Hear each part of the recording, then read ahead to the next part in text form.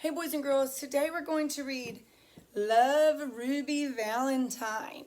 Sometimes we find that authors use rhyming words to make their story sound more interesting, or maybe when they're writing a poem. So let's see what happens in Love Ruby Valentine. See how she uses rhyming words to tell her story.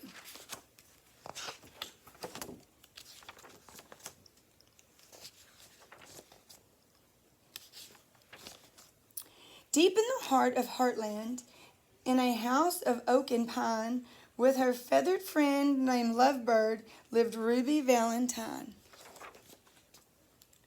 Now Ruby had a favorite day, and Valentine's was it. According to all who knew her, this day was a perfect fit.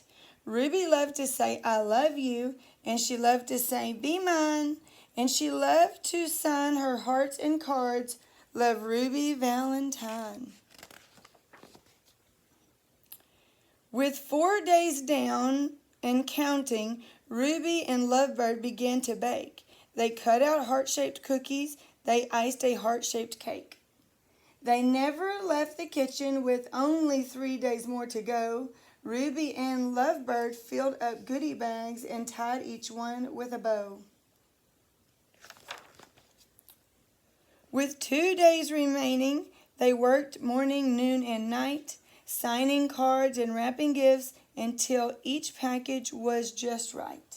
With Valentine's 1 day away, Ruby carefully checked her list.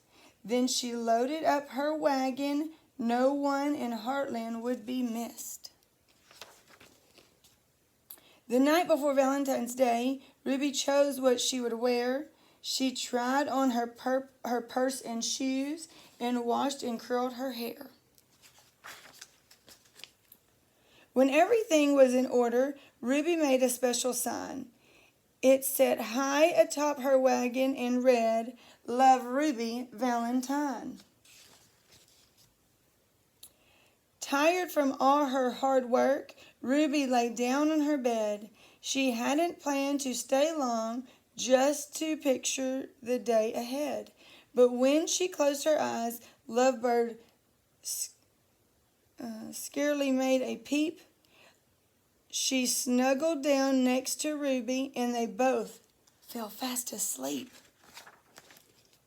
They slept right through the morning and into the afternoon. They slept right past the evening, and they never saw the moon.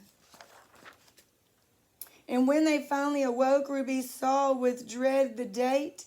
That was when she realized she was very, very late. "I cannot believe I missed Valentine's. Now I'll have to wait a year to tell everyone I love them." Ruby wiped away a tear. She slowly picked up cards and started putting gifts away. When in a squeaky voice, Lovebird said, "Let's go today."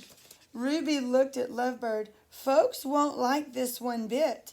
It's the 15th, not the 14th. They're sure to pitch a fit." But Lovebird kept on squawking, so Ruby made a choice. "All we can do is try it," she said in a tiny voice. So she straightened up her wagon and tried hard not to frown. With Lovebird on her shoulder, Ruby slowly walked through town. She delivered cards and candy. She passed cookies from the tray. She gave out gifts and goodie bags to all the townspeople that day. Then she summoned up her courage and did what she had to do. "I know I'm so late," she cried, "but I'm so sorry too." What happened next surprised her. No one seemed to mind. They just thanked and hugged her for being sweet and kind. "You've made today a celebration, so why would we protest? Hip, hip, hooray for Ruby. We think you're the very best." And that's when Ruby realized that saying "I love you" doesn't have to wait till Valentine's. Any day will do. So now she sends out cards all year that say, "Will you be mine?" And she signs each and every one. Love, Ruby Valentine. Did you catch all of those rhyming words? Yes, this author used a lot of rhyming words to tell her story about Ruby Valentine.